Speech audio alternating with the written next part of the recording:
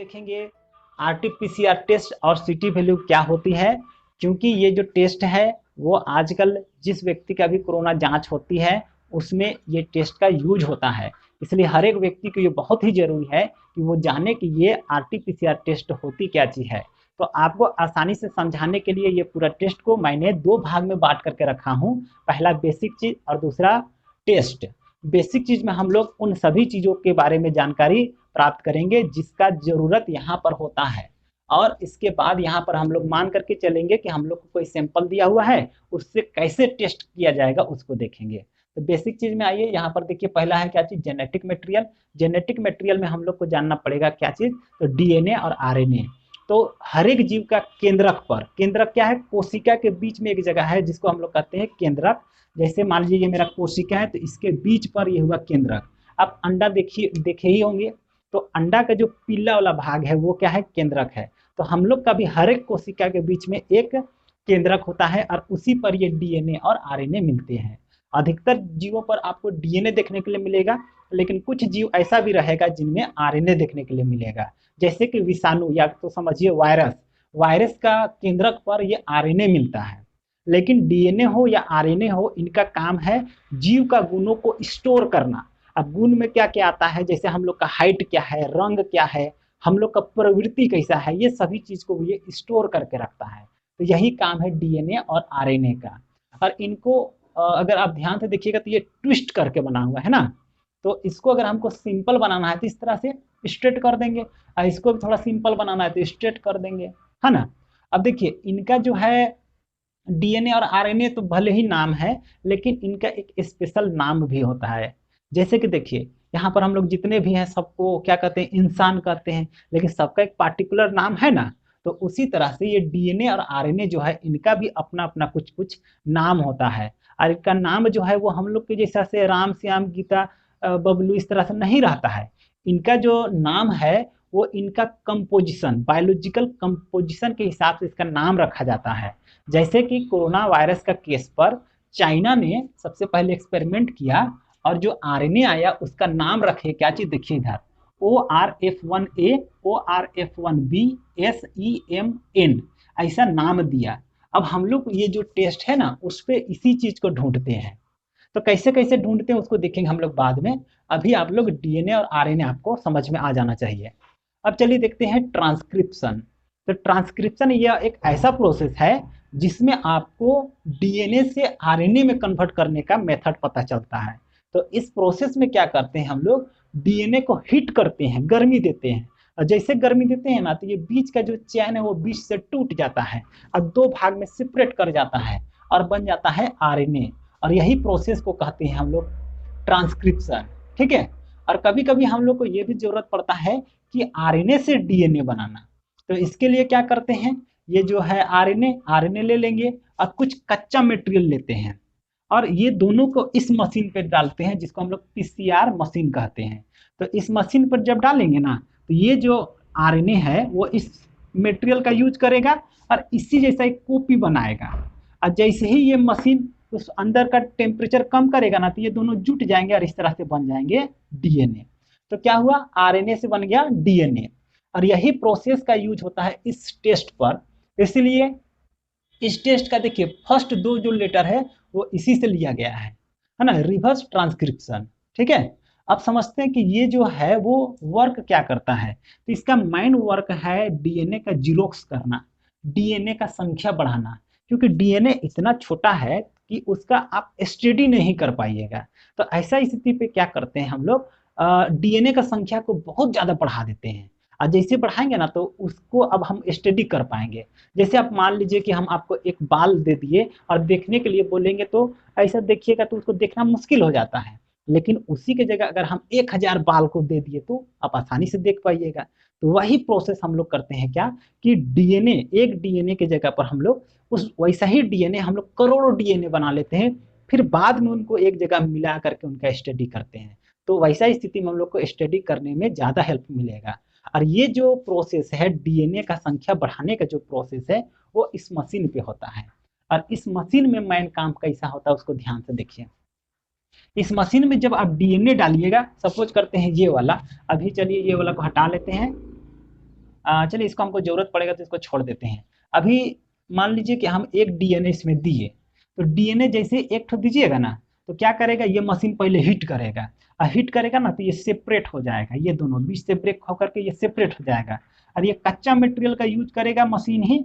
और उसके बाद इसी जैसा देखिए यहाँ पे जैसे बताया था ना अभी, मटेरियल का यूज करके ऐसा ही कॉपी बनेगा, फिर टेम्परेचर कम होगा तो दोनों जुटेगा। तो उसी तरह से यहाँ पर स्टेप 2 में, इसका अंदर में 2 स्टेप में काम होता है। पहला स्टेप में ये ब्रेक हुआ, दूसरा स्टेप में क्या हुआ, तो देखिए इसी इसी का मटेरियल का यूज करेगा, एक एक और कॉपी बनाएगा, और वो कॉपी इनमें आकर के मिल जाएगा। तो देखिए यहाँ पर क्या चीज था, 2 ठो आरएनए था, यहाँ पर देखिए 2 ठो डीएनए बन गया, ये अभी आपको नहीं देखना है, ठीक है। उसके बाद अगर हम मान लीजिए और जीरोक्स करना चाहते हैं तो क्या करेंगे, ये वाला को इसी मशीन में रहने देंगे और साइकिल 2 करेंगे। साइकिल 2 मतलब क्या, दूसरा बार जीरोक्स करेंगे। तो उसके लिए क्या करेंगे, तो देखिए ये जो दोनों डीएनए हैं बीच में फिर से ब्रेक होगा। ब्रेक होने के बाद प्रत्येक जो आरएनए है वो इस मटेरियल का यूज करते हुए अपना कॉपी बनाएगा और नीचे से जुड़ते जाएगा, नीचे ऊपर से। तो इस तरह से 4 गो आरएनए बन जाएगा। तो इस तरह से ये जो मशीन है वो अपना डीएनए का संख्या को बार बार बढ़ाते रहता है। तो ये आप लोग को समझ में आ गया होगा, ठीक है, कि ये कैसे काम करता है। अब मान लेते हैं कि हमको कोई किसी व्यक्ति का जांच करना है कि वो कोरोना वायरस से ग्रसित है या नहीं है। तो आप लोग देखे होंगे क्या किया जाता है कि नाक या गला से एक सैंपल लिया जाता है ना। तो वो सैंपल सपोज कीजिए कि ये है ना। अब अगर व्यक्ति संक्रमित है तो उसका सैंपल में कुछ कोरोना वायरस भी होगा। अब इतना सैंपल में से पूरा को ही टेस्ट के लिए नहीं यूज किया जाता, इससे कुछ को निकाला जाता है।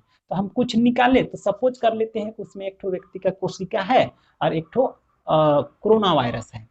अब अगर मेरे पास इतना टेक्नोलॉजी रहता कि इसको देखने सकते, तो ऐसा स्थिति पे हम लोग जैसे सैंपल को अलग करके देखते तो दिख जाता। लेकिन इतना टेक्नोलॉजी अभी तक हम लोग के पास नहीं है, इसलिए हम लोग को क्या करना पड़ता है, इनके अंदर वाला जो जेनेटिक मटेरियल है ना, मतलब डीएनए और आरएनए जो है उसको देखना पड़ता है। तो हम लोग क्या करेंगे, इसके अंदर में जो जेनेटिक मटेरियल है मतलब आरएनए है ये वाला, उसी को ढूंढेंगे कि इसमें ये जो सैंपल आया उस पर है या नहीं है। तो इसके लिए क्या करेंगे, ये जो है सैंपल जो है उसको एक ट्यूब में डालेंगे, उसमें बोफर सॉल्यूशन डालेंगे और इस तरह का एक मशीन रहता है उसमें डाल करके उसको घुमाएंगे। और जैसे ट्यूब घूमने लगेगा ना, तो ये जो कोशिकाएं हैं, व्यक्ति का भी कोशिका और कोरोना वायरस का भी कोशिका टूट जाएगा, फट जाएगा। और जैसे ही ये फटेगा ना तो इनका जेनेटिक मटेरियल बाहर आ जाएगा। जैसा कि अभी मैंने बताया था कि व्यक्तियों पर क्या रहता है, डीएनए होता है। तो ये अगर टूटा तो इस तरह से एक तो डीएनए बन जाएगा, और यहाँ से अगर टूटा तो ये आरएनए बन जाएगा, है ना, क्योंकि वायरस पर आरएनए होता है। अब हम लोग के पास अभी भी इतना टेक्नोलॉजी नहीं है कि एक ठो डीएनए या तो एक ठो आरएनए को स्टडी कर पाएंगे। तो इसके लिए क्या करते हैं, वही जीरोक्सिंग प्रोसेस पे डालेंगे। तो ये दोनों को लेंगे और ये देखिए इस मशीन पे डालेंगे। अब यहाँ पे डालेंगे तो ये जीरोक्स करेगा। कैसे जीरोक्स करेगा उसको देखिए। देखिए यहाँ पर ये वाला तो है, वो वाला जो डीएनए है यहाँ पर हम ले लिए, एक तो आरएनए भी है इसका, वायरस का, कोरोना वायरस का। ये व्यक्ति का डीएनए है और ये कोरोना वायरस का आरएनए है। अब ये जो है वो पहला में तो ब्रेक होता है, जैसे कि इसका वर्किंग प्रोसेस में मैंने बताया था। ये ब्रेक करेगा तो दो टीएल बनाएगा, और ये तो पहले से ब्रेक है, कितना ब्रेक होगा, थोड़ी ना ब्रेक होगा, ये जैसा का तैसा ही यहाँ रह जाएगा, ठीक है। अब यहाँ पर देखिए 3 ठो आरएनए मिला है, तो ये तीनों आरएनए इस कच्चा मटेरियल का यूज करेगा और अपना कॉपी बनाएगा और अपना अपना जुड़ जाएगा। तो इसलिए यहाँ से मिल करके 3 गो डीएनए बना, ठीक है। अब यही चीज को हम लोग साइकिल 2 में ले जाएंगे, मतलब फिर से जीरोक्स करेंगे, क्योंकि 2-3 ठो को अब डीएनए को या आरएनए को स्टडी नहीं कर पाइएगा, तो इसलिए क्या करना पड़ेगा, उसका संख्या करोड़ों में करना पड़ेगा। तो जीरोक्सिंग जो है वो जो प्रोसेस है उसको आपको बार बार करते रहना पड़ेगा। अब चलिए सपोज करते हैं कि इसको हम साइकिल 2 पे ले जाते हैं, ये 3 ठो को साइकिल 2 पे ले जाते हैं। तो इसके लिए इसको यहाँ पे डालेंगे, हीट जैसे ही मशीन करेगा तो ये क्या होगा, बीच में ब्रेक होगा। बीच में जैसे ब्रेक होगा तो देखिए यहाँ से 2 ठो आरएनए, यहाँ से 2 ठो आरएनए और यहाँ से 2 ठो आरएनए, तो टोटल 1 2 3 4 5 6 ठो आरएनए हुआ ना। अब ये 6 ठो आरएनए में से 4 गो आरएनए जो है वो व्यक्ति का है और 2 ठो आरएनए जो है वो कोरोना वायरस का है। अब दोनों जो है वो इस कच्चा मटेरियल का यूज करेगा और अपना अपना कॉपी बनाएगा और डीएनए में कन्वर्ट हो जाएगा। जैसे ही कन्वर्ट हुआ तो ये 4 गो बना दिया हम लोग का डीएनए, व्यक्ति का डीएनए बन गया, और ये 2 ठो कोरोना वायरस का डीएनए बन गया। यही प्रोसेस हम लोग करते जाएंगे, एक समय ऐसा आएगा कि ये हम लोग को दिखने लगेगा, और जैसे ही दिखने लगेगा उस समय कह देंगे कि हाँ ये क्या कहते हैं, कोरोना पॉजिटिव है। ठीक है। अब इसमें एक वर्ड आता है सिटी वैल्यू। तो सिटी वैल्यू आखिर क्या है? तो जैसे किसी का भी सैंपल लीजिएगा तो एक ही साइकिल में तो वो आपको दिखाई नहीं देगा कोरोना वायरस, तो इसके लिए आपको उसको 2 साइकिल, 3 साइकिल, 4 साइकिल, 5 साइकिल करते जाना पड़ेगा।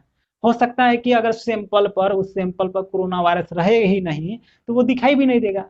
तो अब क्वेश्चन ये उठता है कि आखिर तब हम लोग कितना बार करेंगे? तो इंडिया के लिए ये मैक्सिमम जो साइकिल का संख्या रखा गया है वो है 35, और इसी को कहते हैं साइकिल थ्रेशोल्ड, मतलब सिटी वैल्यू। तो हम लोग का इंडिया के लिए सिटी वैल्यू कितना है? तो 35 रखा गया है। कोई सैंपल लेंगे और उसको 35 बार तक जीरोक्स करेंगे। अगर उस समय तक अगर कोरोना का एक भी आरएनए या डीएनए नहीं दिखाई दिया तो समझ जाएंगे कि उस व्यक्ति पर कोरोना वायरस नहीं है, वो नेगेटिव है। और अगर लास्ट तक भी 35 तक में भी 35वां बार जब जीरोक्स किए तब भी अगर दिखाई दिया तो समझ जाते हैं कि उस व्यक्ति पर कोरोना वायरस है। ठीक है। तो सिटी वैल्यू क्या है वो आपको समझ में आ गया होगा। अब समझते हैं कि सिटी वैल्यू का इंपॉर्टेंस क्या है। कोई व्यक्ति ए है, उसका सिटी वैल्यू जो है वो 5 है, तो इसका अर्थ क्या है? तो इसका अर्थ ये है कि जब हम लोग जीरोक्सिंग कर रहे थे तो first cycle, second cycle, third, fourth and fifth में जब गए तब जाकर के ये जो कोरोना वायरस का जो डीएनए आरएनए है वो मैच करने लगा, मतलब पकड़ा गया कि हाँ इस व्यक्ति पर कोरोना वायरस है। अब अगर मान लीजिए कि कोई व्यक्ति भी है, उसका सिटी वैल्यू आ जाता है 20, तो इसका मीनिंग क्या हुआ? तो इसका मीनिंग ये हुआ कि जब हम लोग साइकिल 1 2 3 4 5 करते करते करते करते 20 तक पहुंचे तब जाकर के वो कोरोना वायरस का आरएनए उस पर दिखाई दिया। तो ये दोनों में क्या समझ में आता है? तो ये दोनों में समझ में ये आता है कि इस व्यक्ति पर ज्यादा कोरोना वायरस है और इस व्यक्ति पर कम कोरोना वायरस है। ज्यादा होने के चलते ये तुरंत ही दिखाई दिया, और कम कोरोना वायरस था इसलिए ये ज्यादा जब साइकिलिंग किए तब जाकर के वो दिखने लगा। तो हम लोग जो कॉमन व्यक्ति है उसके लिए सिटी वैल्यू के लिए सिटी वैल्यू कोई काम नहीं आएगा, ऐसा इसलिए क्योंकि देखिए जैसे सिटी वैल्यू इसका 5 है, इसका सिटी वैल्यू 20 है, लेकिन है क्या कि कोरोना वायरस इतना ज़्यादा बढ़ती है, इतना स्पीड से बढ़ती है कि अभी अगर मान लीजिए मेरा सिटी वैल्यू 20 है तो कल शाम तक हो सकता है कि 5 पे आकर अटक जाए या उससे भी कम हो जाए, ऐसा हो जाएगा। तो इतना ज़्यादा जो कोरोना वायरस है वो फैलते हैं, इसलिए हम लोग को सिटी वैल्यू पर ज़्यादा दिमाग नहीं लगाना है। सीधे देखिए कि क्या आप पॉजिटिव है या तो नेगेटिव है। पॉजिटिव है तो फट से इलाज कराइए, नेगेटिव है तो इत्मीनान से घर में अपना बैठे रहिए।